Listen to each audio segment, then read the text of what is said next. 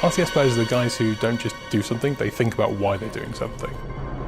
When you watch an intense chess match and you're seeing a battle of the minds, a battle of tactics that isn't even just on the board, it's 5 moves ahead, 10, 20 moves ahead. This ability for the action to just kind of turn on a dime. If you know the person you're playing, you might know what their favorite tactics are. You know, you think you got that game wrapped up, and then all of a sudden, 2 bases go down, another base gets built. They think they've got you, they've got their units coming in, and then you just drop death out of the sky.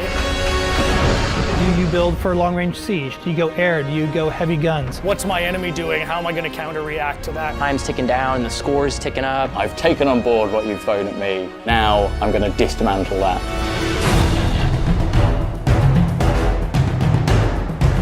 First thing I had to figure out was who we were going to work with on this, and my mind immediately went to Creative Assembly. They are synonymous with RTS.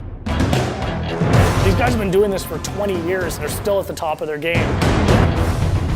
We wanted to make this feel like a game that was very much a sequel to the original. We already have a wonderful RTS, and we're trying to build on top of that. What we really wanted to do was add layers of depth so that a wide range of players could have a fantastic time. Bring those players in and go, actually, it's not really that complicated. It's a real action-focused strategy game. We're also doubling down on the size of these environments, so I have the space to get involved in some serious combat. If you want to practice your base strategy, you can go into domination, you can go into deathmatch. If I'm in the mood for a fast game, I can jump into strongholds. So we've got different kind of ways to play the game for different kind of players. We absolutely want those hardcore players, and we've absolutely got games and game modes that are suited to that. But then we've got, on the other end of the spectrum, modes like Blitz. It's something nobody's ever done before.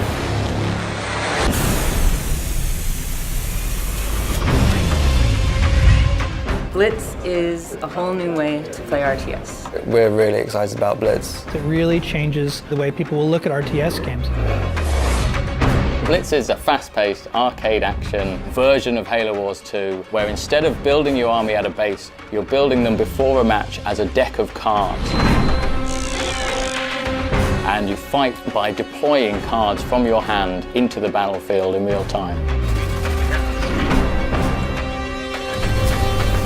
There's no base building, there's no economy management, it's all about the combat.